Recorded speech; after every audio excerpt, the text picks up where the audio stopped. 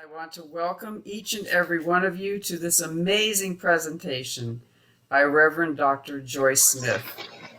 And we are so grateful you are here. I am Janet Childs, and I am with the Education Committee of Universal Church of the Master. And Reverend Dr. Joyce Smith is with us today, as she has been a part of our UCM family for many years, and we are so grateful. And as we do have a tradition of lighting the candle, here is the candle for you, Joyce, and I'm so glad you're able to see it. We light this candle in honor of all of you being the light in the world, and for Joyce for giving us this wonderful moment. So let me tell you a little bit about Reverend Dr. Joyce Smith. Reverend Joyce H. Smith, ND, was born in Binghamton, New York, and grew up in Auburn, New York, where spiritualism began. Reverend Joyce had early childhood experiences of seeing spirit that convinced her she would not forget them. She has traveled extensively around the United States, has attended many parapsychology workshops during her travels, and eventually landed back in Auburn. Reverend Dr. Joyce continues to raise awareness of spiritualism through her many readings. She says so beautifully, "My gift is to share with those willing to listen what can be given to them in messages from the other side." Please join us as we learn more about the history of spiritualism from this amazing author of many publications. Go to auburnpub.com and type in her name, Joyce Hackett Smith, and many of them will appear. Her book, The Possible Impossibilities, is available on Amazon, and she will donate $5.25 to our parent church, Universal Church of the Master, for each sold. And I just have to let you know, Joyce is incredibly generous, incredibly amazing. And she is just an incredible person in so many ways. She walks her talk. She brings her incredible wisdom, but also grounds it in the daily experience of working with spirit every moment of every day. So it's with great honor and great presence of joy that I give you Reverend Dr. Joyce Smith. Well, welcome to another opportunity for me to be able to speak on what I have learned, and certainly a quick review of what I did in my previous talk on spiritualism's beginnings in Auburn, New York, and the seance room in the White House that I mentioned during Lincoln's administration. And not just Mary Todd Lincoln, but also Abraham Lincoln was a believer. Now, I want to be able to show a copy of a book of 9 of them in the series. This one is a rare book, and it's an autobiography of Abraham Lincoln. And it was written to Jesse Fell for use in the presidential campaign of 1860. And why it's so important is because it's the only of over 500 biographies of Abraham Lincoln that anything is ever mentioned about his belief in spirit world. And this is a quote from Lincoln, the Citizen, and it's on page 206. And I'm just going to show you briefly the page I want to read from. And it reads as follows. Mr. Lincoln was extremely sad and melancholy man. At times, the sadness was laid aside for an hour. And he felt really blithe and jocund, but his feelings gravitated and tended to the somber, mystical, and melancholy. In the realm of his diseased fantasy, the heavens were always hung in morbid reverie. He lived largely in unseen realms, communed with invisible spirits, had talked with the personal, and he talked with a personal God. Although in apparent opposition to his tendencies to fatalism, he yet believed in the direct intervention of God in our national affairs, and he frequently used to ask God in a direct, manly way to grant this boon, avert that disaster, or advise him to do in a given contingency, end quote. In religion, Lincoln was in essence a mystic, and all his adoration was in accordance with the tenets of that order. And this is so important. I want to just briefly mention that it was with a conversation I had with a Mr. Oot, who's now deceased, back in the 70s. His legal office is now still being maintained by his son and daughter, who are attorneys. But I met him, and because of a legal situation, I mentioned that Lincoln was a believer of spirit world, and he said, wait right there. I did my master's thesis on Lincoln, and there's no such proof of that. Well, he went to the Seward House, because it's here in Auburn, William Seward, who was the one who purchased Alaska. And he went there to visit, and we planned to meet 2 hours later. And I brought the book to him. And when he read the passage and was well aware of the book, and had never seen it, but he knew it was a rare book, he said this was the only proof he had ever seen that Lincoln believed in spirit world. Certainly, there's a number of feature articles, well over 100, many of them about the arts, that I've done for decades for the local Auburn newspaper. Mentioned in what you're provided is the Auburn newspaper, the Citizen's website. Many of the articles I did on historical incidents, including the one that's coming up that will include what I've just mentioned. Certainly the fact that Mary Todd Lincoln, who was actually put in an insane asylum by her son Robert years after the assassination, but because she believed in spirit world, but this little known fact about Abraham Lincoln needs to be said. And she, of course, she came to Auburn, New York, and she visited a well-known medium here in the area, just a few miles outside of Auburn, called Moravia. And it was because of President Millard Fillmore, who was born here, president 2 terms prior to Lincoln, who was very close friends of the Lincolns. And he was aware of Mary Andrews. After all, he was from Moravia. Mary Andrews was a famous medium there. He was certainly working in Buffalo as an attorney after his leaving the White House. And he was aware that Mary Andrews was very much involved in believing in mediums, and wanted her to know about this well-known medium that some very prominent people in the area were seeing. So she came to Auburn and took the train for the short distance to Moravia, where she spent the overnight in the Mary Andrews, who was the medium. She did communicate with Abraham Lincoln.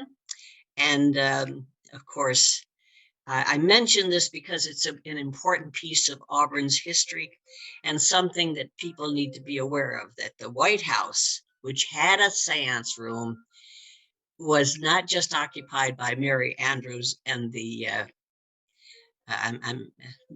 Mary Todd Lincoln, by Mary Todd Lincoln, but also by Lincoln.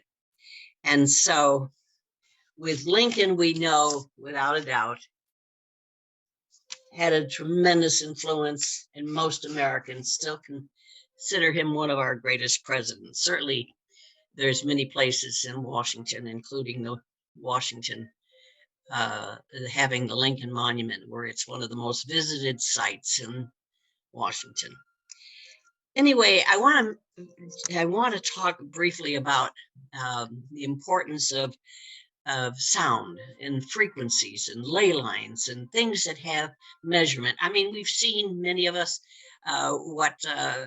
if we've been in a hospital, that the heart rate is shown on a scan or a screen. And it was just 2 years ago, the University of Massachusetts was able to do something that had not been proven before, and that was the existence of ley lines. And ley lines, if you go on the internet and look up LEY for ley lines, you'll see they're lines that continually go around the earth.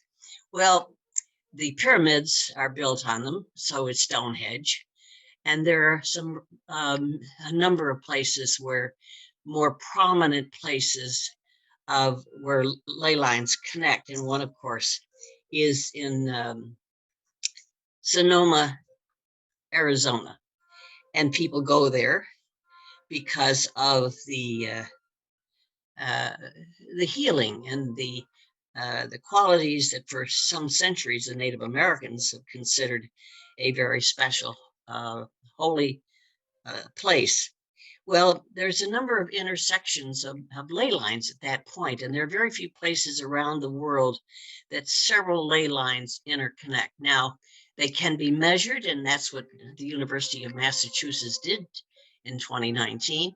They were able to measure frequencies from those ley lines. And now they knew there's the proof of how birds migrate and the whales even through the ocean. They follow these ley lines. And as you know, rivers flow south, right? But wait, the Nile flows north. And I'm in the Finger Lakes region, which are the largest spring-fed lakes in the world. And back prior to the time of Columbus, and I heard two geologists speak at Cornell back in the 70s, who said that prior to the time of Columbus, there was a severe drought. And that drought caused Native Americans to come from what is Maine, Ohio, and the Carolinas here. Why? Because they're the largest spring-fed lakes in the world. And this is where I grew up. Now, these ley lines that go through the Finger Lakes are important. Now, as you know, rivers flow south, right? But the Nile flows north. And just as the rivers out of the Finger Lakes, they flow north. So ley lines have critical importance. And there's, again, Sonoma, Arizona, that these complex lines come through, and there are a few places around the earth that it happens, but there's a place in Auburn, and it's very little known, but at the highest point on an Indian mound, and the mounds, there are over 10,000 of them in Ohio, smaller ones that were built prior to the time of the Algonquin Indians. And these mounds, there's over 10,000 in Ohio, as I've said, but there are very few of these very large mounds, and we have one right here in Cayuga County. And it's now a cemetery, but it's on that hill that the Iroquois Confederacy was signed by the Five Nations. Now, Fillmore's birth site, by the way, which is here in Cayuga County, just a few miles from Moravia. It's interesting that the only way that you're going to know about a ley line without knowing how to douse it, and I'm a douser, trained by a shaman, is that only white birch trees can grow on a ley line. And that's why many people can't get a birch tree to grow on their front lawn. And the tree, again, can only grow on a ley line. And of course, Native Americans use the white birch on their canoes. The stone cutters, and this is important because the stone cutters who built all the great cathedrals in Europe were built by masons. They were the stone cutters. And it's interesting, they were aware of the ley lines, and they know about it now. And where two lines intersected, that's where the altar was. And so there's a reason why the connecting of ley lines can have relevancy. And as you know, Masons are the secret order. Both Presidents Washington and Jefferson were Masons. And in fact, it was Washington who did the layout of the Congress building, the Washington Monument, and the White House. And they're on the same ley line. Interesting enough, one of those major ley lines that goes through Cayuga County here in Auburn, on the highest elevation in Cayuga County, by the way, goes to Washington, D.C. Sonoma, Washington, Sonoma, Arizona, is probably one of the only complex lines that goes through in this country. There are, again, complex sites around the world, and we've named Stonehenge, we've named, of course, the pyramids. I lived in 2 homes here in Auburn when I was a child. Interesting enough, I discovered when I did a dowsing of the ley lines on Fort Hill that one of those lines, a thinner line, goes through 2 of the houses that I lived that were only 5 houses apart from each other in a parallel line. And of course, as a child, I saw spirit. Now, children many times do see spirit world, but let's talk a little bit about brainwave activity. When you're born, you're in what they call delta. Theta is then when you move into that, but it's in alpha, and you stay there till you're around 10 or 11 or 12. And then you move into what you and I are connecting with today. So on a brainwave machine, and I'll call it a brainwave machine, we are right now registered in beta. Now, sleep is when you're in alpha. And of course, as a hypnotherapist myself, when we put you into a state of hypnosis, we put you into a state of alpha, which is nothing more than a state of relaxation. And of course, if you do meditation, the whole idea is to get yourself in the state of alpha. Now, as a hypnotherapist, and I did study with Dr. Lavona Stillman, who was a former board of director of UCM and became a very close friend, and took the courses with her, and of course, had the rare opportunity to tape her classes and then to work with her in her clinic. But I want to mention that during the Korean War, and we're talking back in the early 1950s, it was when we were surrounded at the Chosin Reservoir by the Chinese. And of course, we lost a large number of men from many of the United Nations. And in fact, my own first husband was only one of 2 who came out of his entire battalion in the Marine Corps, 1st Marine Division. Anyway, there was a MASH unit there, but they had run out of anesthesia. And the doctors, 2 of them, knew hypnosis. And they would say to the man, we have to do a major amputation. And we can either tie you down because we have no anesthesia, or we can teach you hypnosis. Well, they took the offer. And as a result of the hypnosis that these 2 doctors did, the American Medical Association accepted hypnosis as a medical treatment. Certainly, meditation is a technique that allows you to put yourself in that state of alpha, as I've already mentioned. It's a relaxed state. Music can do it for you also, but so does color. Brain wave can be measured, and that can be done. And it's only been within the last century we've been able to measure things like brainwave and heart rate activity, etc. So it's in the measuring of sound frequencies that can't be heard. Measuring is the proof. And, the speed of sound is really quite something. It's in the thousands of miles a minute.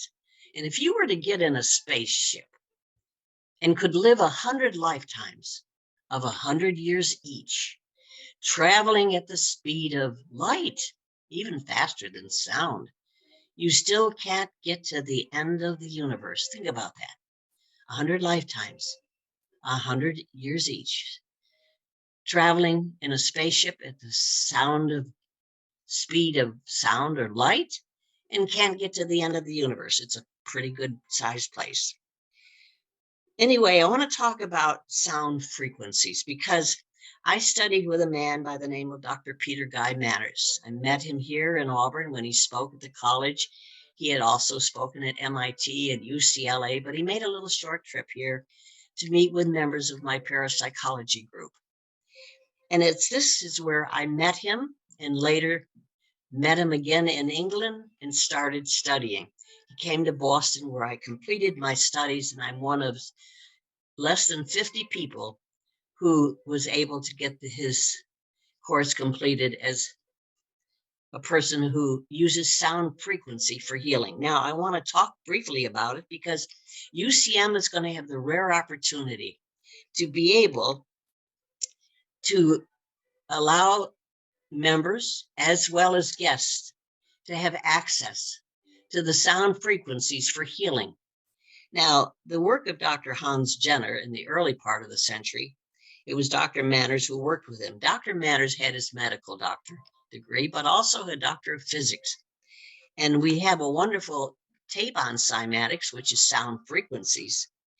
And that also is going to be available through UCM's offerings to those who want to hear about the technical side of cymatics. What they discovered in measuring the sound frequencies that were emanating from around the body, that they found that those points where they were able to measure those frequencies were coming out of the acupuncture points. Think about it. 4,000 years ago, the Chinese knew about acupuncture points, but here we are in this most recent century proving that there are frequencies or sound that emanates from certain points of the body. And when the sound frequencies are played back through the hearing, they help with the healing process. And we have now well over 100 points along the surface of the body where frequencies have been proven effective, and that we can give that sound frequency to you in a cassette tape that will soon be provided by UCM at a nominal cost, where you can use that as a way of expediting your healing. Now, remember, the body has a need for sound and color and what we breathe in and what we taste. So the body has the functions that have to all be helped when you help with the healing. So cymatic frequencies are only just an aid in helping those conditions, and we have them. A copy of all of those frequencies will soon be available, as well as the cassette tape, and a fee that will be a donation to UCM. Now, I want to talk briefly about color, and I'm going to show you kind of a rough chart.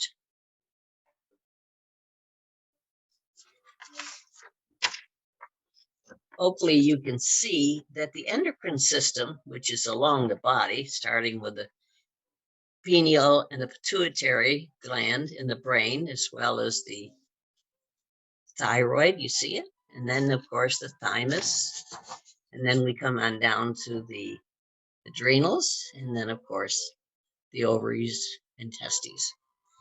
Anyway, the endocrine gland system is the board of directors of the body. Now, it's important also to realize that in the toe or in the foot, you can also see where those endocrine system has some effect.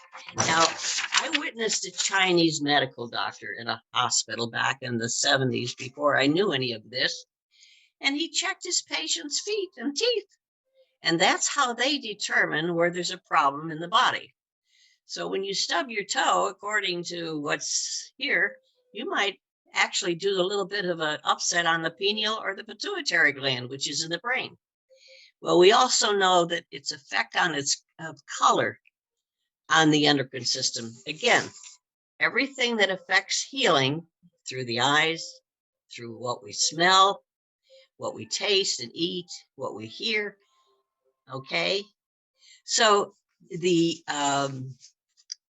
color for stimulating the pineal gland, and of course, we've got the pituitary in the brain. So we have white and purple. Now, we're not talking just any color purple. We're talking about natural purple. The parathyroid's blue.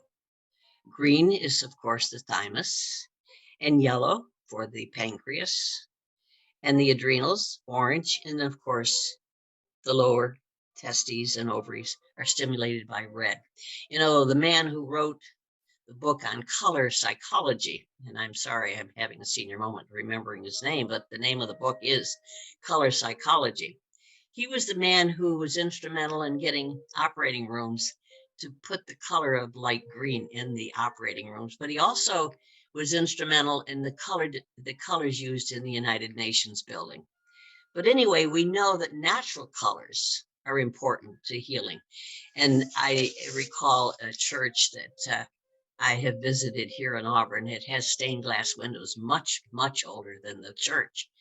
It's called Holy Family Church in Auburn.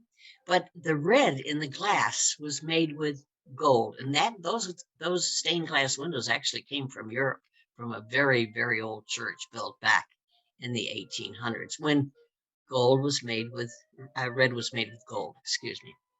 So it's those colors dance around the room as the sun is emanating from those windows. You are getting a touch of natural color or healing. So color is critical to healing.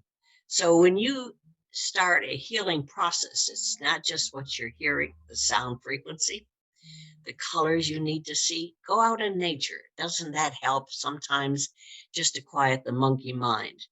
And so color and natural oils, not just imitation oils. These plug-in odors that we put in the wall don't do what natural essence of oils can do. And certain fragrances certainly enhance certain conditions. And then, of course, what we eat is important for what the body really needs.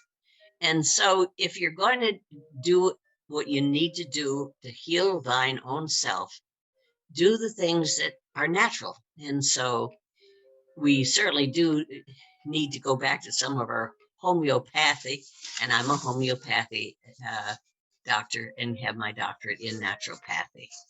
And of course, was only able to do that in California. And that's why I spent 10 years again throughout the 90s to do that.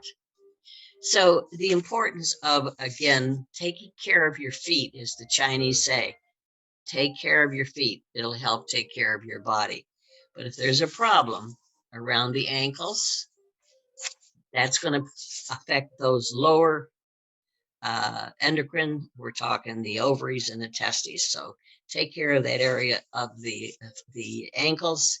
And of course, soak those feet. It does wonders. So healing means more than just what you eat.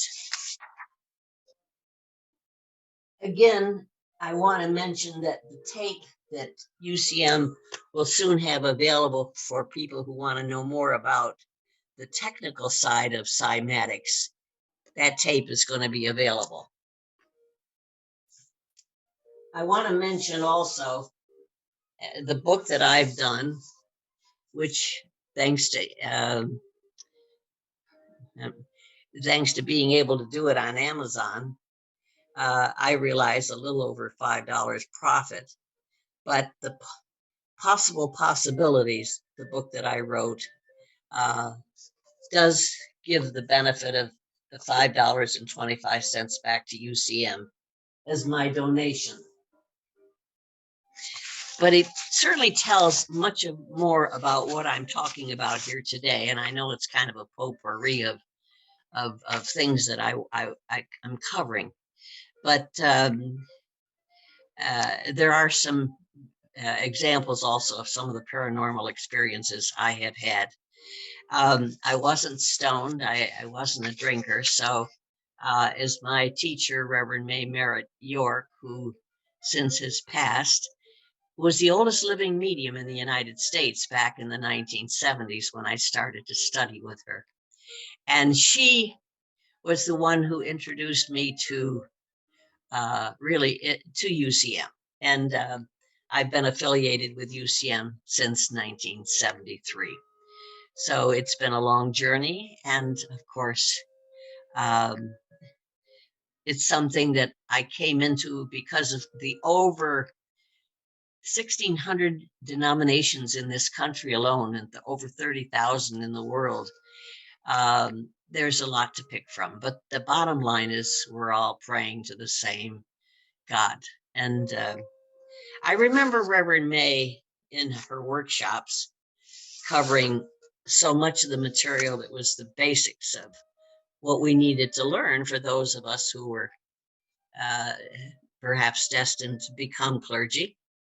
She wanted in one of the workshops that we spend the next 3 months studying the saints. And I said, Reverend May, I wasn't raised Catholic. And she said, well, don't you want to know what the saints did to make themselves memorable? And so there's a place in Hamilton, New York, which is just about an hour from Auburn. And again, it's in the Finger Lakes region. And of course, it's a Colgate University is fairly well known, but it's the only place not advertised where you can go to a retreat center. It's non-denominational. The only one in the United States that's non-denominational and very reasonable. I don't know now, but when I was going, it was only $20 a night, and I got wonderful homemade meals, but we could not talk except at mealtime. And ideally, you stay at least 3 days, but you can stay 30 days. And I met a woman who wrote a book on the silk trade, who spent a number of weeks there over a period of time. And but there were many people that from all over the world who came there. I met Buddhist monks and nuns, and well, and a wonderful assortment of people who were totally uh, open to healing. And this was kind of another introduction, but it also gave me that rare opportunity to access their wonderful library of every conceivable type of music. It was Tibetan bells and Gregorian chanting, and what a wonderful library. And that's the library where I began to read about the saints. And of course, it's up on the top of a high hill, just a few rooms, 7 as I recall. And again, the meals are all homemade, and you can certainly go back up to the kitchen and get a cup of tea, but no talking except through the meal. But what a wonderful place to go for a retreat. And again, it's Colgate University, and the name of the facility that houses the retreat house is called Chapel House. You'll not hear about it from anyone except anybody who's been there. It's never advertised. So if you want to go to a retreat where you can still have access to a large, well, somewhat large facility where they have a little private chapel for Catholics and another one for the Jewish, and of course Buddhist and so on. So you're going to meet people from around the world. It was my chance to learn about the saints, and I had some experiences as I moved through life, knowing that, well, they're just closer to the boss, and that's just the way I'm going to say it. I do believe that as I have been described in the bio provided, that my early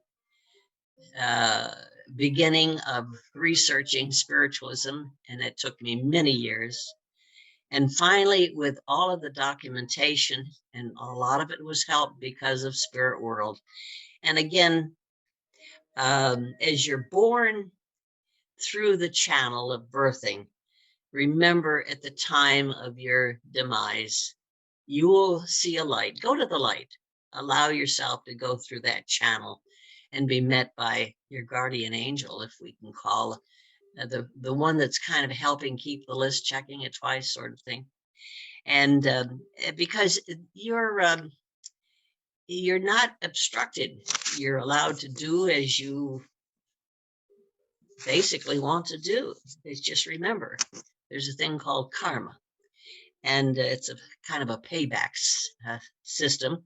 So, but there's a reason to be aware that when you do the correct thing, you're moving kind of not only forward, but you're erasing some of those past life types of things that we only learn about if we've ever had a past life experience. And I did not believe in reincarnation for a very, very long time. And everyone that was in my parapsychology group, all of them professional people, many of them teachers and professors at the college and not only at Auburn, here at the Cayuga Community College, but Cornell, Ithaca College, and at the time Eisenhower. So we drew a number of professional people into my group in the early 1970s, and we began to look at things like, and this was the 70s when this was like still taboo, but here, and not in California, it was well known in California where I'd spent my 70s. I should say my 60s. During 1960s, I spent 10 years in California, where I first was introduced to a lot of this. So pulling together a number of professional people, and one of them was a botanist, and she said, well, I'm going to look at herbs. I'll read materials on herbology, and another one was a school psychologist, and she said, I'll get involved in reading about ESP, and another one said, well, I'm just going to do astrology. And he was a mathematician. Didn't believe in it, but today he's probably one of the best astrologers that I'm aware of in this state.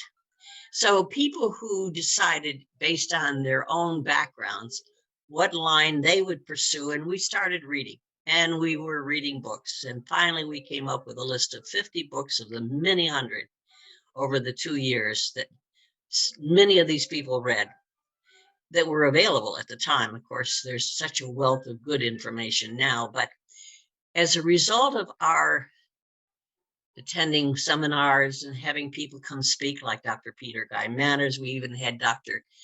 Edgar Mitchell, the astronaut, who came to Auburn as a speaker at the local college. And so meeting him and later attending his workshops in California, personally, it was a wonderful opportunity to expand my own studies in parapsychology. But anyway, these were the people we were allowed to have come here to speak, and it helped to expand our own awareness of what was a beginning of looking at paranormal. And Dr. Edgar Mitchell himself started Noetic Sciences, and it's INS. If you go on the internet, International Institute of Noetic Sciences, they have done thousands of researchers in the fields of science and medicine who have contributed articles on paranormal, things that are possible that we didn't know were possible. In fact, it was he who looked at Dr. Elizabeth Kubler-Ross's works on death and dying. And of course, every nursing program in the United States since 1985, I understand, has her teachings of life that continues on. And I want to read her statement.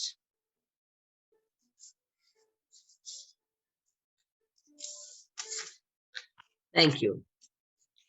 And this is what she wrote, quote, in her book, Death and Dying, and I recommend it, and certainly she's done other books on the subject. At the moment of transition, you are never, ever alone.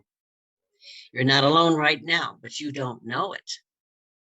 At the time of transition, your spirit guides, your guardian angels, people whom you have loved and who have passed on before you, will be there to help you in the transition.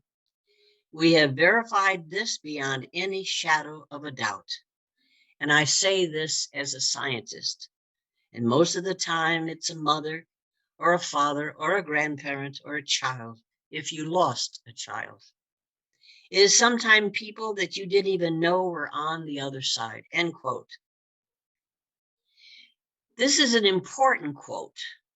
And of course, as I stated, Dr. Edgar Mitchell, who founded the Institute of Noetic Sciences in 1973, looked at her work, and they not only confirmed the existence of mediumship, calling it channeling. And so if you go to their website, IONS, IONS, and it's noetic.org, and that'll pretty well get you there. And you can even do Edgar Mitchell, and you'll get to their website. And there are literally hundreds of papers and research work papers that have been done. Their book on channeling not only is a book that confirms Dr. Kubler-Ross's work, but it gives more support to the existence of mediumship. So nurses that work with the death and dying, they're familiar with the work. They hear their seniors talking to their loved ones, because remember, they're pretty much in the state of alpha. So in alpha, and even in the dream state, this is oftentimes when you will communicate with a loved one. And even though my own book continues and contains a lot of historical facts, and there's also many accounts of how I found the truth of what I could consider, quote, the unfindable existence of the mystery of the spirit world. And it really began when I was a child. I saw spirit, and many children do, as I stated earlier. Most call them ghosts, but they should instead be referred to as either earthbound spirits, sometimes lost souls. Many do not progress. They don't go to the light, and there are many who do. They're stuck because maybe they're unprepared to die. There are also those who stay earthbound because of their own while on earth addictions. And for those who were electrocuted, they usually do remain as earthbound spirits. And it's important to realize that there has been Kirlian photography that was developed in the early 1950s by the Russians. And it's not anything that you can't read about on the internet, but it actually takes pictures of your aura, and that's the color that emanates from around your body. And I know in one of the workshops that I was able to attend at the Land of Medicine in SoCal, California, and this is a Buddhist educational center, a retreat center. And many of the healers from around the world come there to do workshops. And I, as a student to become an ordained minister, my teacher said, well, take one of the major religions and study it. So I decided it would be Buddhism. And so I went to Land of Medicine, and there I volunteered for 3 years, actually a little more than that. And because I volunteered there to help doing secretarial work, I got to attend workshops. And I met the man, and I'm having a senior moment. Dr. Well, I'll think of it in a moment. But anyway, he received from the United Nations the highest award called the Humanitarian Award. He donated 3 years of his life as a doctor to the children of Chernobyl. And he was from Norway or Sweden. I'm sorry, Sweden. And hopefully I'll spot his name here. But anyway, he was one of the healers, or one of the teachers who came, and I was able to attend his workshop. But there was another woman, a doctor. She had her doctorate in nuclear physics and then became a medical doctor. And she's part of a team of doctors in California. They call themselves energy doctors. And she sees auras. Some people do see auras, the colors that emanate from around the body. And when a person is upset, she told me, there's definitely red streaks that come through the aura. So anyway, I don't know anything about auras other than what I've read. But anyway, I did have a son who, when he was younger, while he was still able to go in and out of alpha, was able to say, "Oh, Mom, I see colors around you." But anyway, this woman in her workshop taught us to feel the vibrations coming from around the body. And if we sense something, to indicate what we were sensing. And this was how we were identifying some health conditions in people. So with her, she never did really touch you. She just looked at you and said, "Well, I think I see the problem." And that's what she did with me when I first met her. She said, "I'm going to run some diagnostic tests." And sure enough, I had Hashimoto. And of course, Hashimoto's affects the throat. It's a Japanese doctor who discovered it. And anyway, it had a lot to do with what happened with my own health. And so there are doctors, a few, who actually use their gift, but don't talk about it that way. But anyway, I met a number of healers who came there to do their workshops, and it gave me a wonderful opportunity to learn about Buddhism. And so there's so much truth to Buddhism. I want to also talk, and I need to reach over to find what I need. But in the meantime, as I go through my papers, making sure that I cover what I feel I need to at this time. And of course, again, I'm briefly covering a number of subjects, hoping that if there's one that you're more interested in, let UCM know, and maybe we can expand on it a bit more. I just need to let you know that there's kind of a potpourri of wonderful things that you can learn about, not only for healing or an awareness of how you can move forward in your own growth. Much of our mental illness, and I want to mention this too, because certainly the book Silent Spring by Dr. Rachel Carson, that came out in the late 1960s. Well, no, it was 1963, I think, that her book came out. But anyway, she warned of the chemicals and its effect. I remember specifically opening her book that I picked up off the table in the library as a new release. But I knew it had come out before, but it was a re-release. And this was in the early 1980s that I saw the book on new releases. And so I picked up the book and I opened the book. And what was I looking at with the word dieldrin, D-I-E-L-D-R-I-N, used by landscapers, causing episodes of mania. And that's exactly what I read. And all of a sudden I realized I had met a man at Auburn Prison where I was doing extensive volunteer work along with many, many other professional people doing workshops for inmates. Anyway, I remember talking to him. He'd been a landscaper, had been having episodes of mania, had a crime, but it was only after the crime that her book came out. So something said I need to make copies of the chapter, and I did right there at the library. And I went down to the post office with the several pages of that chapter, and I addressed the envelope to that inmate at Auburn Prison because I was working for the New York State Council on the Arts in the Adirondacks at the time.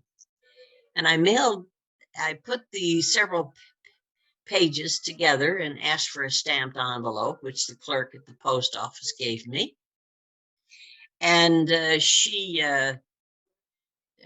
weighed the envelope and said, "Well, we need to put extra postage." And she passed the stamp to me because they won't put it on for you. You need to put on your own stamp. So I looked at the stamp and there was a picture of Rachel Carson on the stamp. And I said, "When did the stamp come in?" And she said, "We just got them today." So a sign. Here was a sign. And this is what I'm talking about. Signs can come to you. Ask for a sign. Jesus said, "Ask for a sign and it shall come unto you." Well, there's a sign. Here's the man's answer. And so putting the stamp on as I left the post office, the bells there at St. Mary's Church began to ring. And I thought, there's the answer. Here's an answer for that man. Well, a few weeks later, when I was visiting the facility again, I saw the inmate and he said, thank you. He said, now I know that my condition is not permanent, as I was told. So here's a man who's serving life sentence for a crime that was really committed because of his episodes of mania, which the psychiatrist at the time who was treating him didn't have him committed. And even I knew back in that day, you just got put into an asylum. And so here's a man serving time in prison, but those episodes of mania go away. And that was stated in that chapter, that they would go away if you stopped handling that chemical. And they did. And the man went on to excel. And the man went on to excel to the point that he got his undergraduate college degree, thanks to the professors who volunteered their time from Cayuga County Community College and came in for the first time. College courses were offered to inmates in New York State. And then, of course, Empire College allowed them to continue on to get their bachelor's. And then, of course, then there was the exception, really big exception. Teachers, professors, I should say, from the University of Buffalo, American Studies Department, in the 1970s, late 1970s, volunteered to come from Buffalo to Auburn to do an American Studies program. And this same man took his thesis to be on the Iroquois. And of course, the doctor who was head of the American Studies Department and all of his faculty members volunteered their time to make the drive from Buffalo to Auburn to do these classes for 3 years. And there were 19 of the 25 inmates who started the master's degree program who finished it. This man I mentioned earlier completed that program, and he did his on the Iroquois. And Chief Auburn Lyons, who's a major chief here in the Onondaga tribe, critiqued his papers. And I have seen his writings on that man's papers. And I have not only met Chief Auburn Lyons, but he was able to verify the fact that the Iroquois did sign their treaty to unite, the Iroquois Treaty, here in Auburn on Fort Hill Cemetery. The hill, it was not a cemetery then. There's a lot of misconception about what the mounds were, but the mounds were always built where a ley line goes through and an intersection of at least two. But it's a rare, as I've indicated at the onset, that you would see several ley lines go through, which is the exception. And we have one here, which one day will become a very popular site. Can you imagine it became a cemetery? Anyway, we're right now today at the time of the equinox. It's interesting because you have your spring, summer, fall, winter. And it's during the equinox that these ley lines have a stronger emanation and more activity on the ley lines. In fact, Dr. Sherlock Holmes, who wrote the Sherlock Holmes series, who was he? Can't think of his name. Senior moment going on here. I'll think of it in a minute. But anyway, he wrote the Sherlock. Sir Arthur Conan Doyle. There it is. Sir Arthur Conan Doyle wrote the Sherlock Holmes books. But he also wrote a book on the little people. And he said you only see the little people on the ley lines. And so as an Irish person myself, perhaps that's why I lean so much towards the fact that there's paranormal activity. So the little people, he said, you can only see them on the ley lines. And it's true. And you can only see spirit world with our view, able to see them. If you're in a state of alpha, remember, children up till the age of 11 or 12 or 13 do have the ability to see them if they want to. If they don't want to, they don't. It's that simple. Well, anyway, back to where I was. as far as the history of spiritualism, able to prove overwhelmingly, showing all of the proof and all of the documentation, a work that I knew I needed to do was shown to a committee. And in 2002, at the Cayuga Museum of History here in Auburn, a large display of all of my findings and work were here, and it confirmed without any doubt that spiritualism started in Auburn, New York, in the homes of Auburn's elite. The young Fox sisters, which in close near Rochester, where the Fox sisters were kind of the beginning of the spiritualist movement. These young girls were communicating with hearing knocks, like a knock on the door, in the house that the parents were renting, a small hut of sorts, cabin, in near Newark, outside of Rochester. And the spirit would communicate with one knock for yes and two knocks for no, or just vice versa. Anyway, in my book, The Possible Impossibilities, I do go in depth in what transpired with those children. And so it was those children who came to the homes of Auburn's elite. Now, I want to mention the chief of police of Auburn, the head medical doctor from the hospital.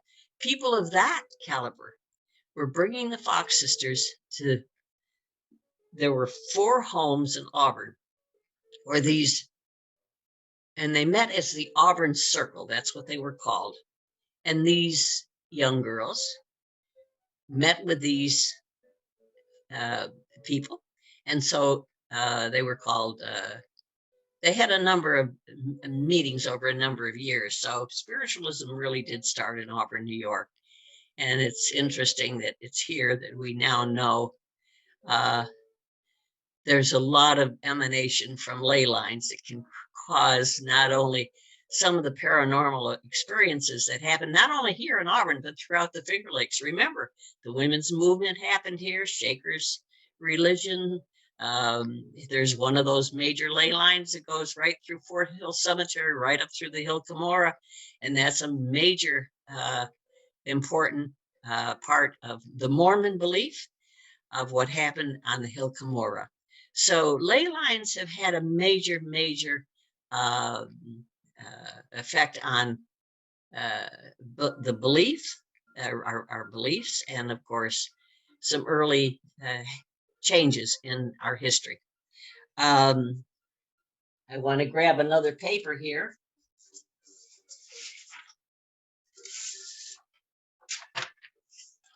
And just as again, we're going to go back through a little bit of a review. I've told you about what Dr. Elizabeth Kubler-Ross says about what happens at the moment of transition. Just be aware that you're never alone. Your spirit guide, your guardian angel, whatever you want to call the one who's with you. And remember,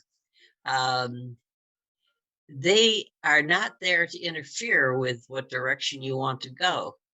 But hopefully you allow yourself to begin to expand your awareness that there is something more going on than just what's going on that you're aware of. And of course, having had the rare opportunity to meet some of these very exceptional people throughout my lifetime, that helped me in my quest to find the truth. If you seek the truth, ye shall find it, but you've got to look for it. And you can't just take and you allow yourself to look for the signs. And even Jesus said, ask for a sign and it shall be given unto you. Maybe not in the next 10 seconds, but it'll come. Just as the signs can come and usually do in a most unusual way. So as an ordained spiritualist minister, we have 2 different groups, the Universalists and the Nationalists, and our belief is, of course, in reincarnation. We believe in infinite wisdom because it is humanly impossible to define God. And so beyond mankind's comprehension, only paranormal gives some insight, also what we see in nature around us. So the definition of spiritualism includes what, as I told you, Dr. Elizabeth Kubler-Ross says, what happens at the moment of transition. We've talked about Dr. Edgar Mitchell with over 30,000 contributing professional members in both the scientific and medical fields who have researched paranormal, and you need to just be aware of their sites, and you'll get some amazing insight into what has been studied in the realms of the unusual or the paranormal. Certainly, we talked about Auburn being the first city in the U.S. to have circles. They called them circles. Now we call them seances, and the ability to now communicate according to the ions, or Dr. Edgar Mitchell's organization, we call it channeling. And so we talked about Mary Todd Lincoln, about her coming to Auburn, and how spiritualism actually grew as a result of the Civil War. And it was after the Civil War that it really was a boon as far as the growth of spiritualism. There were a lot of fake mediums, just like there's a lot of fake whatever. And unfortunately, and personally having done fundraisers, did it for a number of local organizations where I came in and did readings, and all the profits that were generated went to that organization. There was a time that I was being paid for my readings, and I decided, no, this is something you do to help others. And so, and besides, you get a lot more help from the other side when you're doing it for the correct reasons. There certainly have been many proponents and researchers and pioneers, and my book covers a number of those that I actually met in my lifetime.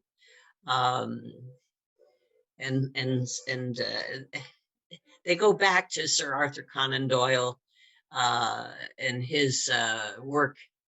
Well, there's a number of proponents throughout history that were really legitimate. I know, having mentioned the fact that the Fox sisters actually communicated with a spirit in that cabin and got a lot of publicity because neighbors would come over and they hear the knocking, and certainly they were convinced there was something else. So finally, after a lot of publicity, they dug up the cellar, but they never found any skeleton. However, the proof came 56 years later, and I was able to get a copy of the front page of the Boston Globe. And on page 19, which was 56 years later, after they dug up the cellar of the house where the Fox sisters lived, the copy of the front page read, "The skeleton was found in the walls of the cellar."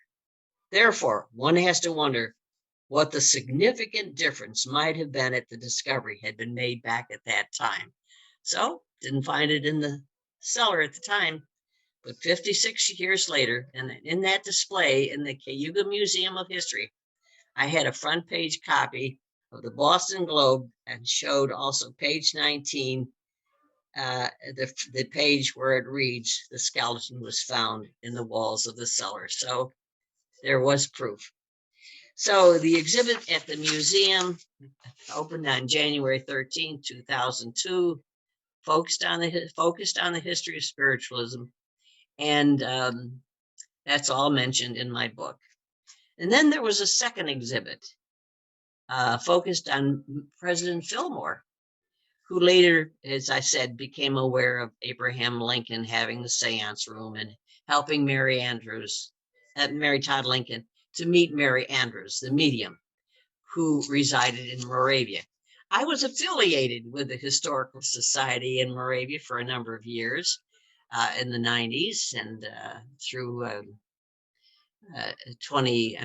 from the late 1990s through 2015. I still have some affiliation, but I was president twice. It's the only place in the United States where there is a room, 2 rooms, dedicated to President Fillmore. Unlike other presidents in the United States who have libraries and buildings, there's only one place you'll find any evidence of Millard Fillmore's writings or papers and memorabilia, and it's in Moravia, New York, at the History House, and it's the Cayuga Owasco Lakes History House in Moravia, New York, where you'll see proof of Millard Fillmore. He was born just outside of Moravia in Spring and Summerhill. There's a site where he was born, which is marked with a historical marker. Anyway, Fillmore was our 13th president, born in 1800, born in a log cabin, just as Lincoln was later born in a log cabin, and President John Tyler.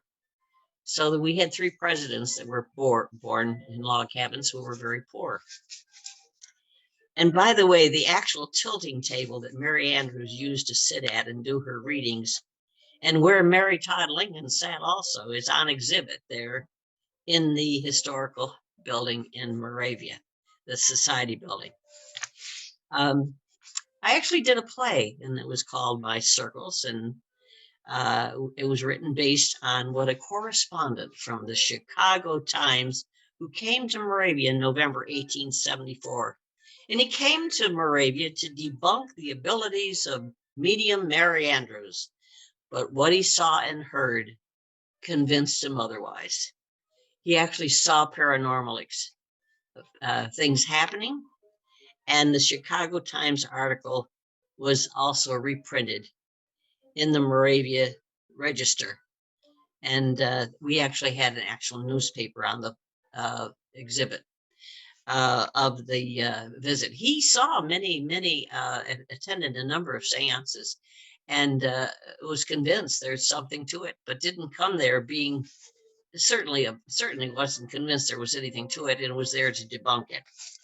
So we actually reenacted the actual circles based on what he wrote, and I had some rather well, the professor of emeritus of literature at Wells College played the lead role, Alan Clugston. So we actually had some good performers, and the Auburn players did the play, and we had it well attended. But it was, again, how do you reach an audience to help bring history alive?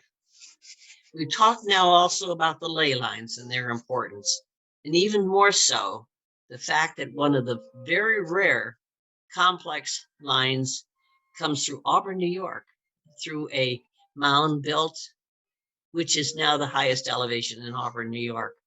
And in the winter, from the top, you can see all of Auburn. And by the way, one of those major ley lines, not even a half a mile from it, is Auburn Prison, where the first electric chair was used. And one of those major lines, which is rather wide, goes right through the middle of Auburn Prison. And I did a special article because of my work in the prison. I heard a number of paranormal stories from inmates who didn't want to be identified, but who had witnessed paranormal activity in the prison. Well, why not? It was on a ley line.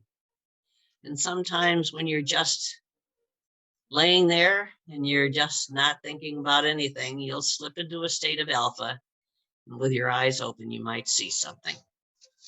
So, as already stated, Sir Arthur Conan Doyle, who wrote the Sherlock Holmes stories, he believed in the little people, and he said you could only see them on the ley lines.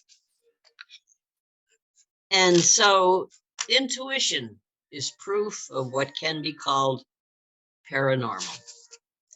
Now, again, my book does describe a number of unusual paranormal experiences. I shared the one about the man who, the book that I picked up and opened up to the pages about Dieldrin causing episodes of mania, and there was his answer. He was having episodes of mania. He should have been put into an institution, but the psychiatrist didn't do it. He didn't do his job, and the man ended up causing a horrible crime. and didn't even know he was doing it. He was in an episode of mania. There's so much about mental health that can be traced to what our chemicals are doing even today. In fact, outside the building where I live, we could do an air sample and find proof of Chernobyl. And we have so much danger in our breathing, in our atmosphere, especially in the big cities. Go back to 1960 when they did an autopsy on a man in Los Angeles who had never smoked, and yet he had enough in his lungs to kill him. So we're in a very serious time of our lives because of what's in our atmosphere from the chemicals, not alone just COVID and other things that can happen.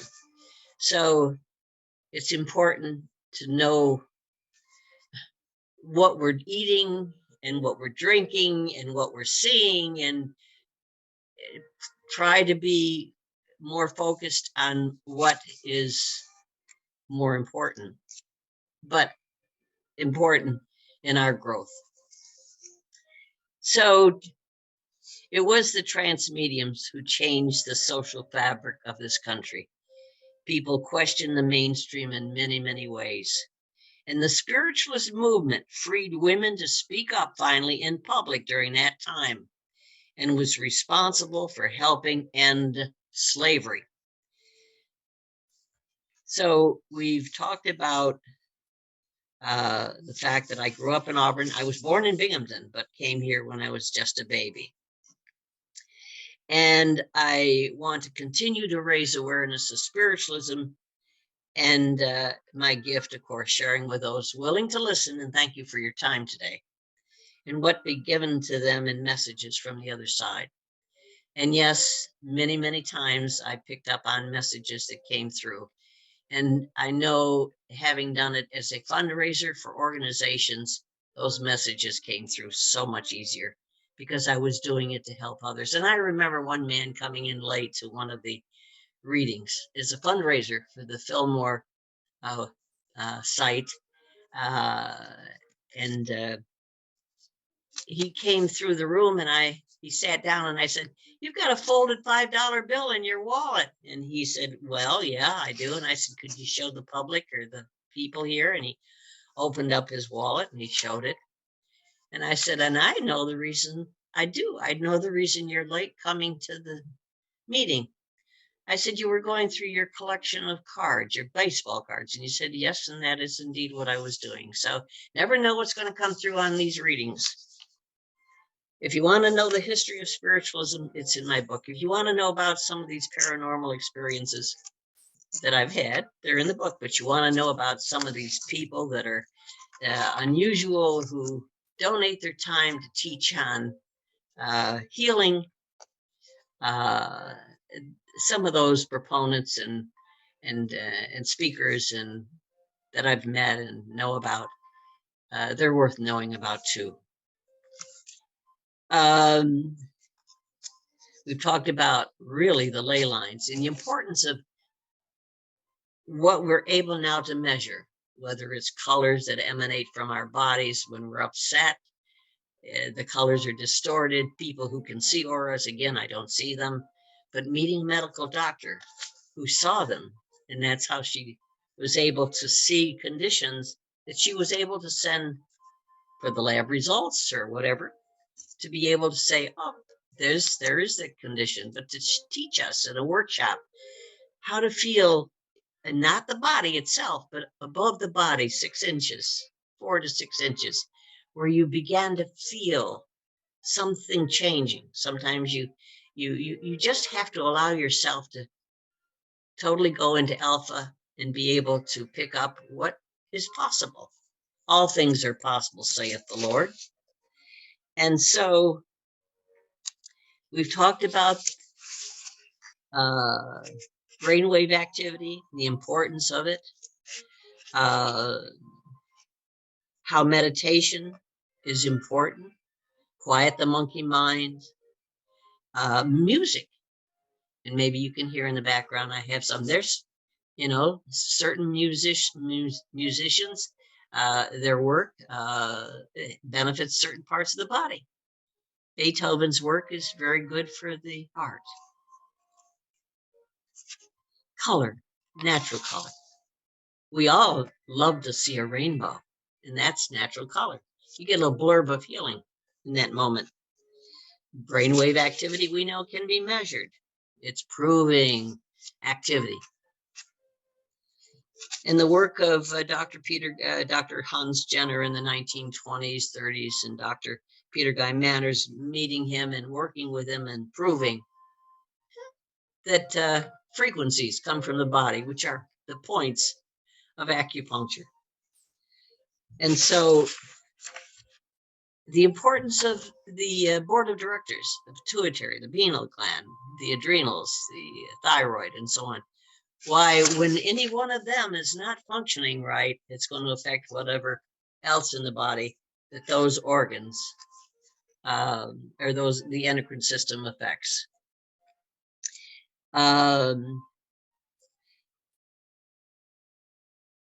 There, again, just a reminder, earthbound spirits are confused, are not to be trusted. And so when you do get the ability and when you get messages, a lot depends on where you're getting those messages.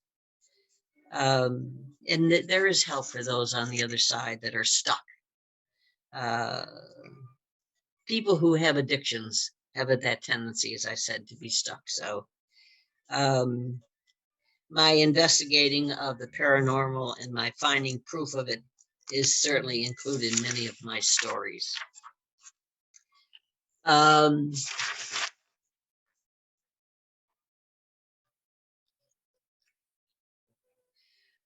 Spiritualism certainly has been swept under the rug, but now the most important discoveries that there is proof of existence, and this is profound, that Dr. Elizabeth Kubler-Ross and Dr. Edgar Mitchell, the astronaut, to me are the greatest proponents and the most, what a blessing. They now have scientifically and medically said, oh, there really is another side. And now we have proof of it. So we're not a bunch of quacks. He realized, Dr. Mitchell, when he was in space, that, quote, mankind had barely begun to probe the deepest mysteries of the universe, the fact of consciousness itself, he said. He became convinced that the uncharted territory of the human mind was the next frontier to explore, and that it contained possibilities we had hardly begun to imagine, end quote. And the hundreds and hundreds of articles and materials and books that have come out as a result of his efforts to expand, again, the Institute of Noetic Sciences is one way of looking at the truth. And whatever way you want to find an answer, whether it's you want to find out more about natural color and how it can help in the healing process, or what music you can look at or listen to, that can enhance and help you relax. Certainly, there are a few exceptions when it comes to some movies, but for the most part, the natural way to find your way to awareness, how to relax, how to be in touch with your inner self, and to know thyself and to be true.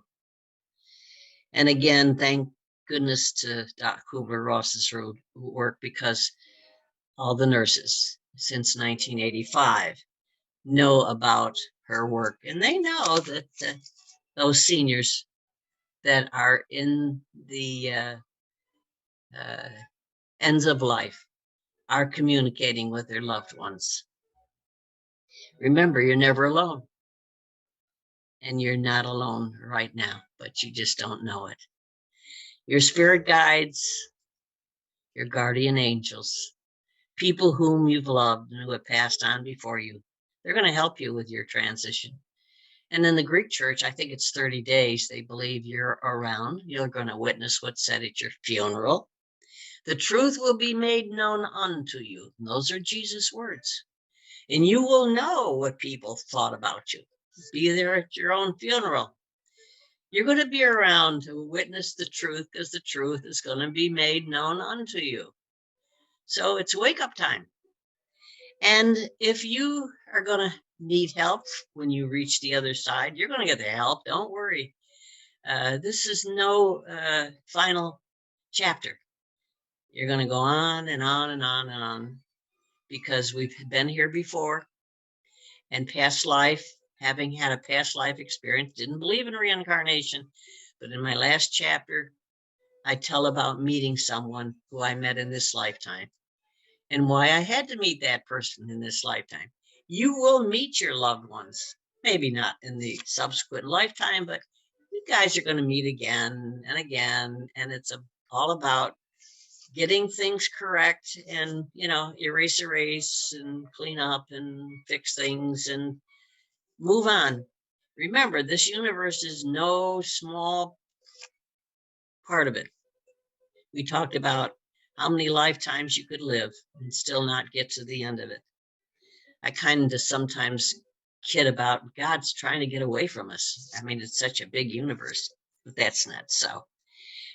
Even Einstein, in meeting several of his colleagues, said collectively, all of our minds together cannot define God, because we don't have the ability to define what is beyond our comprehension. But anyway, the point is, seek the truth. You may not get it all within 24 hours or whatever, but if you continue to seek, ye shall find your answers. If your mind is in the right direction. I've been here before, and I've been here before, and I've been here before, and I'm still working on getting it correct. So it's a journey.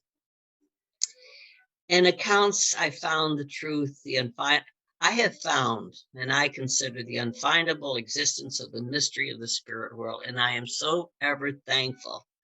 And it began when I was a child and I saw a ghost. Oh, I saw more than one. But it's interesting years later how that ghost, who introduced himself in the house where I was living at the time I was 11, and he told me his name, but it wasn't until years later that I was asked to help with a documentary filming of a man who had invented sound in Auburn, New York. Film. He was the man who invented talking pictures. His name was Theodore Case, and he was born here in Auburn. And so when we were doing the taping, and I was the production supervisor, that can be proved, it's in the newspaper, when we did put together the documentary on Theodore Case, the man who invented talking pictures. And there was a postage stamp put out some years later. But anyway, the man, we did the filming in what is the Cayuga Museum, but that was his residence, his home.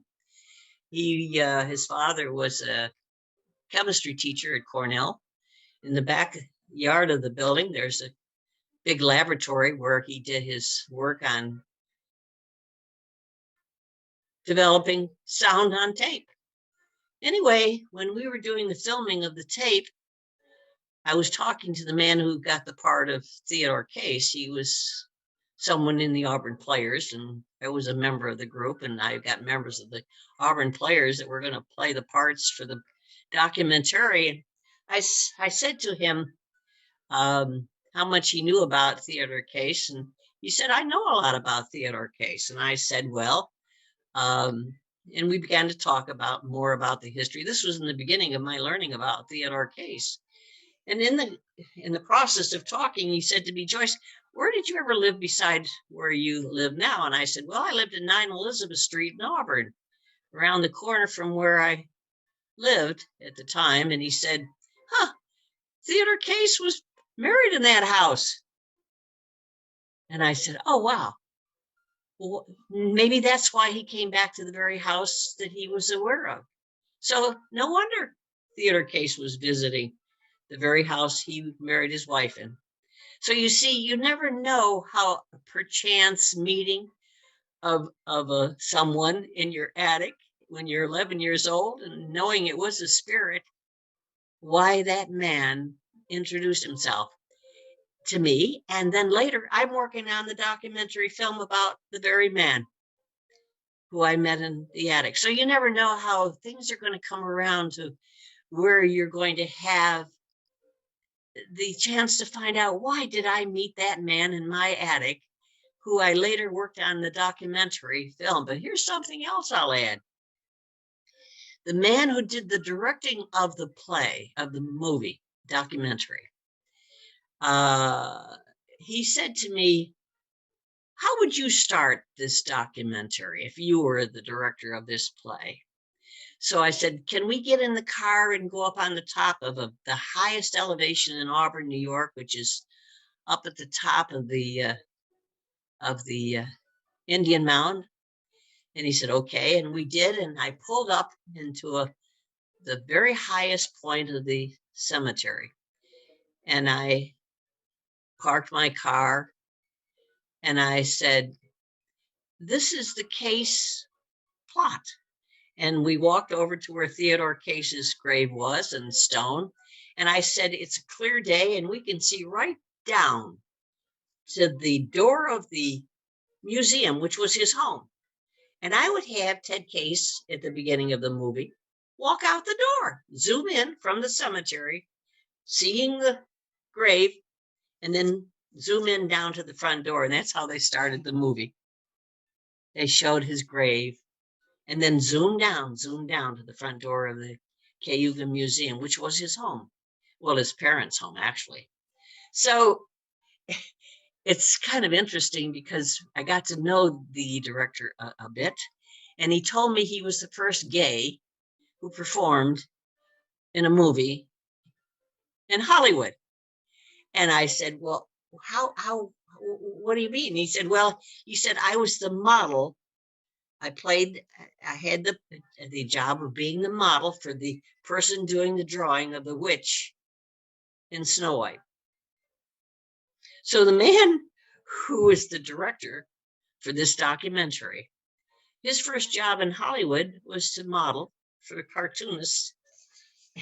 And he was the model for the witch in the movie, The Wizard of Oz. So you never know how you're going to meet people and where the connection. And I thought, witch, spiritualism, how did I get picked to be asked to do the work on helping with putting together the documentary on the very man who I saw as a spirit in the attic of the house I lived in 9 Elizabeth Street in Auburn, New York. So things move around in an uncanny way sometimes. Okay, moving on. Joyce, you at one point you said that he was the model for the Snow White, and then you said the Wizard of Oz. I meant Snow White, and thank you for the clarification. Okay, so it was Snow White, and of course the Wizard of Oz movie just fascinated me as a child, and in fact it was the first movie that I saw as a young child, and it has resonated throughout my life, because believing as I do now, I can see why it had such a profound effect as we did as children, because it was the first colored movie I saw as a child. And of course, as years went by, every year on my birthday, my twin's birthday, and my oldest sister, because we were born on her 9th birthday, she always had the radio station locally call, she would always have them play Over the Rainbow for us for our birthday.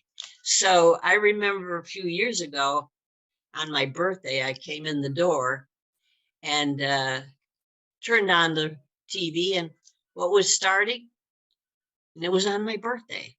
And both my sisters were gone. And what was starting? The Wizard of Oz.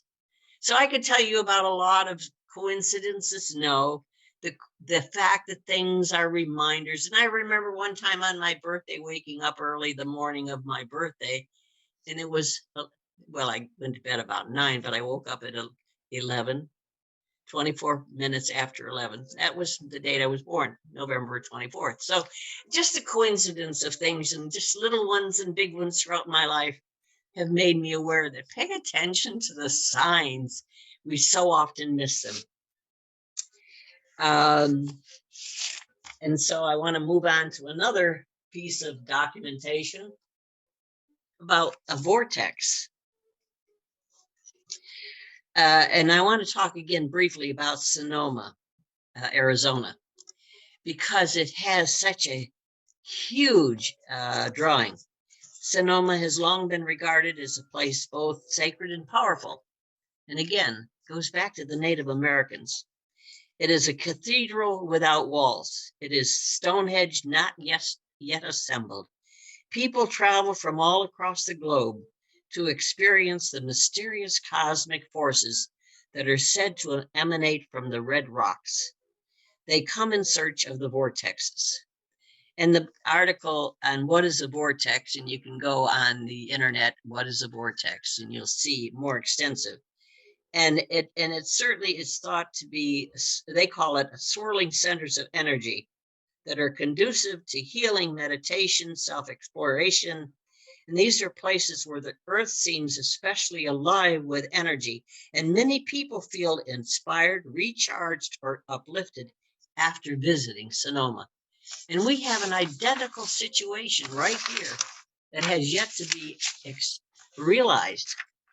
And again, it was because of my learning dowsing from a shaman and hearing that hill was built by back, and it's the highest hill built. And there's a series of these mounds across New York State. And you've got the 5 tribes, the Mohawk, the Senecas, the Cayugas, you've got the tribes all the way across. And there's these mounds in a parallel line. And so there's a reason why these ley lines have extreme importance. Again, we talked about the fact that the Nile flows north. And when anything does flow north, which is rare, it's going to be because of a ley line. You'll find people there at Sonoma doing extensive meditation, yoga, performing other rituals at the vortex sites. And there are several companies, guides, and healing practitioners that offer tours. But everyone who comes finds that they have gained some kind of awareness. It's certainly a place of enlightenment, a home to a large community that promotes a variety of alternative healing. There are wellness shops, boutiques, and so on. Well, that's what goes on in some of these places. If you have no particular interest in the metaphysical movement, plan on visiting Sedona's sites. You'll leave with a better feeling. Anyway, people it's been a big draw for decades. Well, we've got a very similar situation right here with one of the very few complex sites. Again, it goes back to the fact that whatever happens on that, and this is critical, whatever happens on that ley line, whatever happens, affects everything on the ley line. Now, since there's a maximum security prison where the first electric chair was used right here in Auburn, New York, whatever affects that ley line is going to affect whatever's on the ley line. And that ley line goes through Washington, D.C., where President Washington, was the one as a Mason, established where the Congress building and the White House would be, and of course with a monument in between. It's on that same ley line. So if you have a bad situation going on, it's going to have a ripple effect. And I want to go back to the fact that the 3 years that myself, as the coordinator of professional volunteers for the first time after the Attica riot. Of course, the Attica riot was in the early 1970s. But 2 years later, the prisons in New York State were opening to the fact that they could have programs. So a group of young men belonging to an organization calling the JCs, and like the Lions Club and the Masons and so on. There's called the JCs. They're young businessmen, and they went into Auburn Prison and set up the first chapter of the JCs and Auburn Correctional Prison. That's a maximum security prison. And one of the directors of the group asked me if I would find professional volunteers to come in and do workshops. Well, the superintendent informed me, you better not get anybody who's not credentialed to come in to do these workshops. Well, with God's help, and I mean with God's help, they came out and came forth. I say came out of the woodwork because I never expected to get a CPA to do a workshop on budgeting, to get art teachers to come in and critique the art. Some even taught. The Auburn Players Theater Group, who I was a member of, they came in and did workshops. We had poetry workshops. In other words, over a period of 3 years, and this was stated in a federal case, Washington versus Henderson. And in that case, the superintendent of the prison, Henderson was his last name, and it was Washington versus Henderson. In that case, on the stand, he was asked during the 3 years that we had that program going with volunteers doing these programs, not one single major incident occurred inside Auburn Prison, and the superintendent had to say the truth, which was not one major incident. So it's like the man who from Auburn, whose statue is in front of the Auburn police station. Osborne is his last name. He was the one instrumental in bringing about prison reform in before 1920. And it was he who I learned about because of his book, Inside Prison Walls. He volunteered back then with the governor's permission, a man of quite, he was the mayor. He had started the Auburn paper, and he got the permission of the governor to become an inmate so he could learn about what goes on inside prisons. So he wrote a book called Inside Prison Walls. And at the time I was doing my work, beginning work as a clergy, my son, who later, because he was gay and during a time when it was very difficult, who I lost because he was not able to handle the stress of being gay, committed suicide. So I have lost loved ones, and through a time when it was very difficult and still is for gays. But anyway, he said, Mom, you should read the book about this man, Mr. Osborne. And I did. And this is what prompted me to go in, ask to help. And that's why the Auburn group that I mentioned, the young businessmen group that started the chapter, said, yes, we want someone to help us find those professional volunteers. So anyway, the very fact that during 3 years, not one major incident occurred inside Auburn Prison, which was proven because the superintendent had to acknowledge it, proves that when you, as Mr. Osborne said, if you treat men like men and not animals, you have a different prison. And during those 3 years, not one major incident, because we as volunteers were coming in and having those workshops. Of course, there's a number of guards that were objecting, and they don't feel that there's any reason to give any benefits to inmates. We're instrumental in stopping the program. Well, but then again, during that same 3-year period, there was a lot of tranquility or less stress on that ley line, Washington was a better 3 years all the way down. So whatever happens on that ley line infects everything on it. So there's much to be said about what you do on those ley lines. You better be careful of. So I'm kind of getting off track a little bit, but I need to say what I believe. And I know that when you do the correct thing, help comes in the most unusual ways.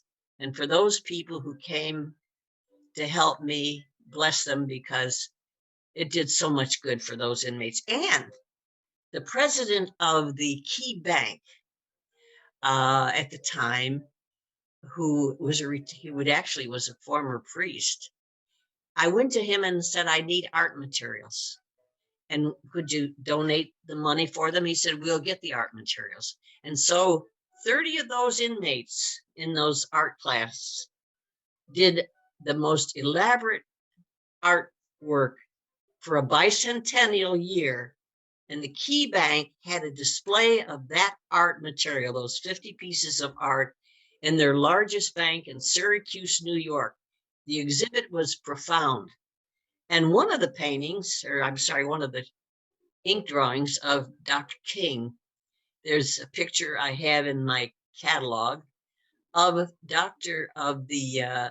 president of the Key Bank giving to the principal of the Dr. Martin Luther School in Auburn, that pen and ink of Dr. King, large 24 by 36 art drawing done by one of the inmates, and is hanging in that school. But the picture of the president of the bank giving that painting or that pen and ink drawing, that was in the paper. So there was a lot of publicity about the fact inmate art for the first time was being displayed publicly in the area.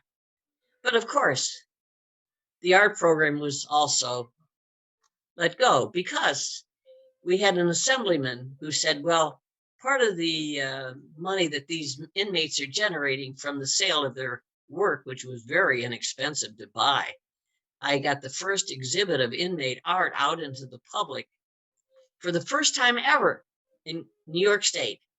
And people came and they saw the artwork and people bought it, and it was very, very reasonable. In fact, behind me, you can't see it, but there's a painting of the Bounty. A movie was done on it. That was only $50 when I bought it. But the paintings were always, or the drawings or the artwork was always very reasonable. But the assemblyman said, well, half of the proceeds of that should go to the Crime Victims Fund. And that's okay. The inmates were okay with that. But then 2 years later, he said, no, all of the profits. Well, that meant the inmates couldn't do artwork anymore because they needed at least some money to buy their materials. But anyway, the bottom line was a bank president, a former priest, said, I'll get the money. He's the one who paid for the art materials, so that we had a 50-piece outstanding exhibit, because it was handpicked and approved to be hung in the Key Bank in Syracuse, New York at the bicentennial. And that was not only written up about, but pictures were shown. And so the benefits for inmates to get an education, because professors donated their time to come to do that program. All things are possible, saith the Lord, but it takes people who in their heart know that change is possible. And if you don't do the correct thing, you can't bring about change. But what a wonderful, wonderful opportunity to participate with others who were like-minded, and they donated their time. I've taken a lot of grief from some inmates. From guards. I'm sorry, I call them guards. I grew up living across the street in a house across from the warden. And so I always learned of them being guards. They call them correctional officers. I wish more of them would be correctional officers, but yes, there's always those few that do it by the book. Just like if we could always just keep the good apples and get rid of the bad apples, no matter what we're talking about. If we had that in our police departments, we'd have some exceptional people working for us. The prison guards, there are some that definitely are there for not for the right reasons. And so my own experience working inside the prison did get me the highest honor ever given to a woman by the National JC organization for my work inside Auburn Prison. But it was part of my training to become an ordained minister. Okay, we've got about 10 more minutes. Oh, thank you. So we've talked a little bit about a lot of things, and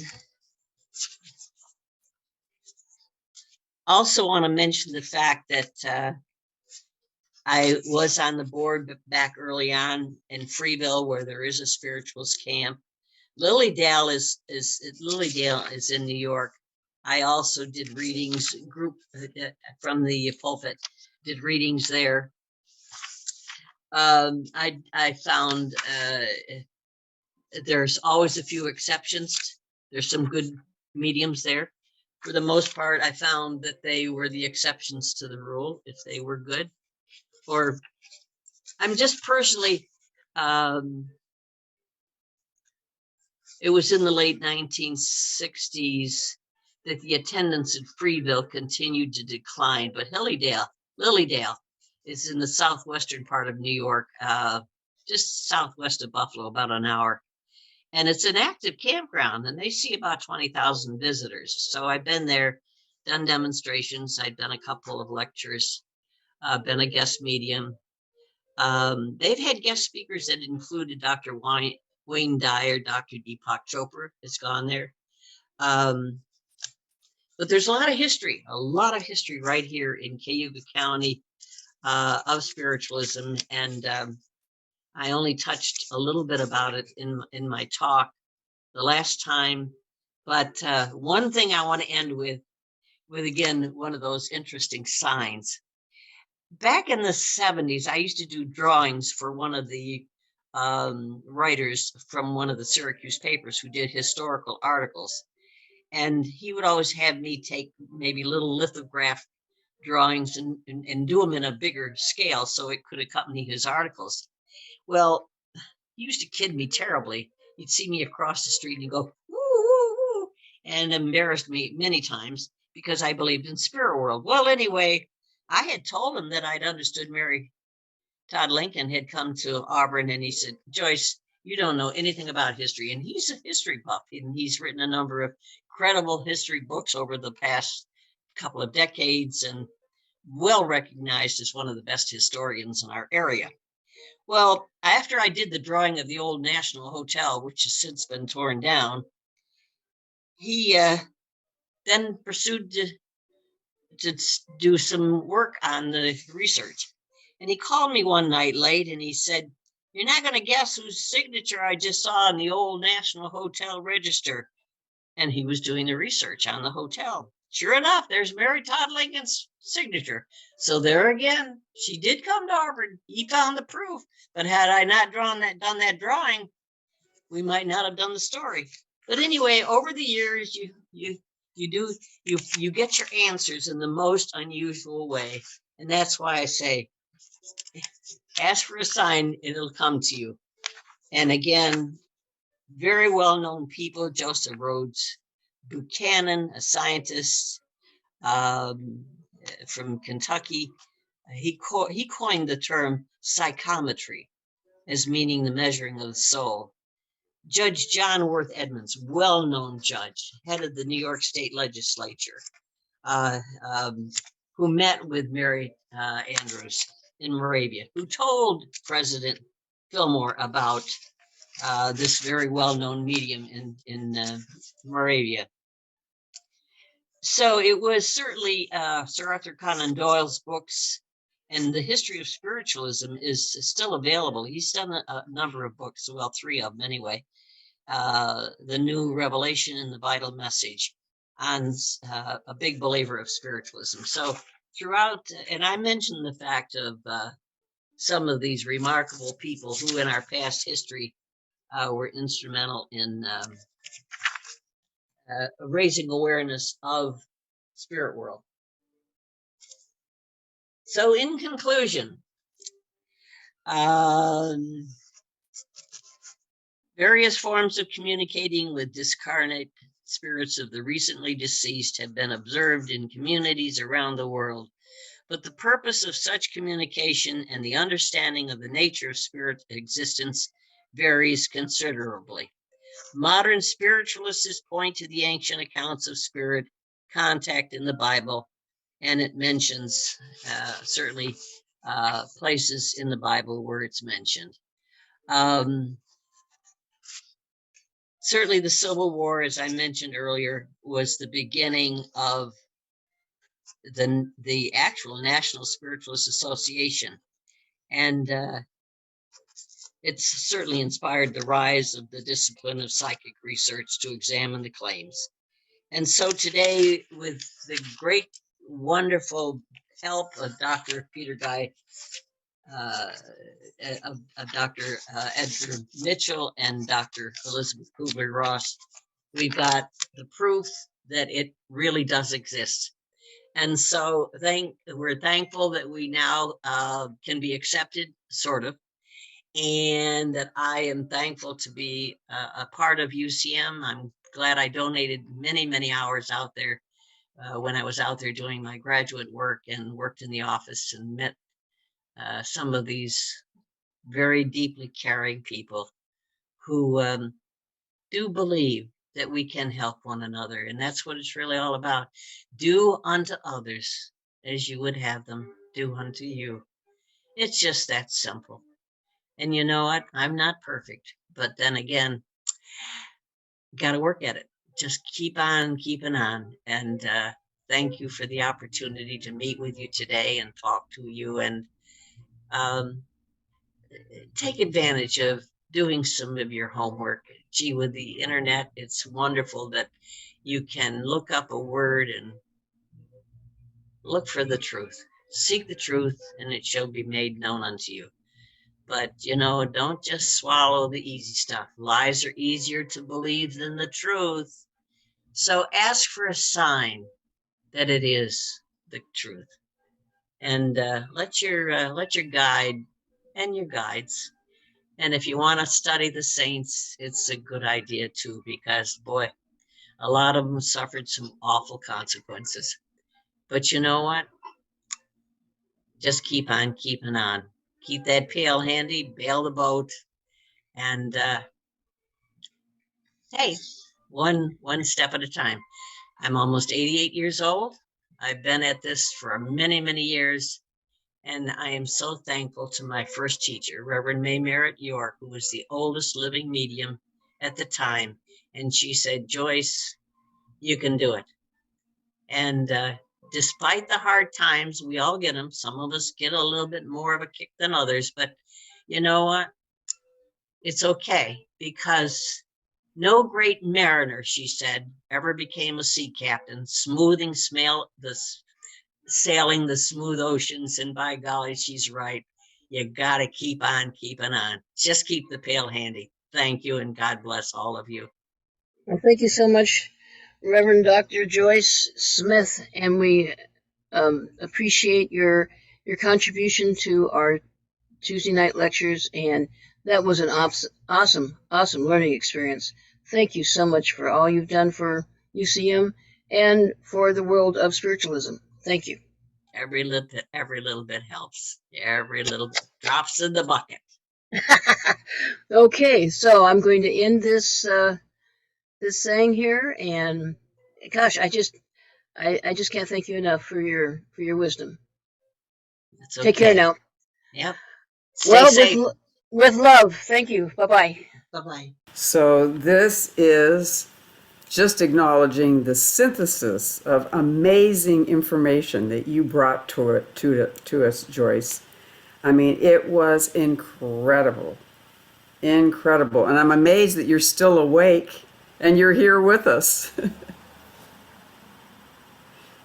You are here with us. And so we are so grateful and so thankful.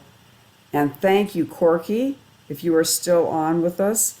Thank you for taping our wonderful Dr. Joyce. And thank you, Reverend Joyce, for what you've given and what you continue to give and share of your wisdom so completely and so freely. And there are so many avenues that I am thinking about looking up under the internet.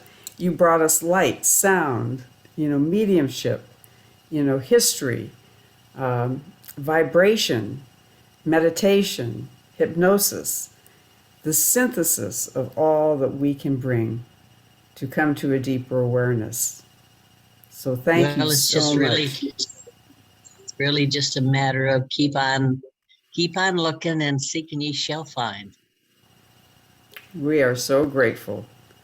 And please join us for our next series, which will feature, and she's right here actually on our meeting, Tricia, who will be talking about resiliency and disability and how we can support each other in being a proactive and compassionate support for these issues. And I encourage each and one of you to come to our next meeting.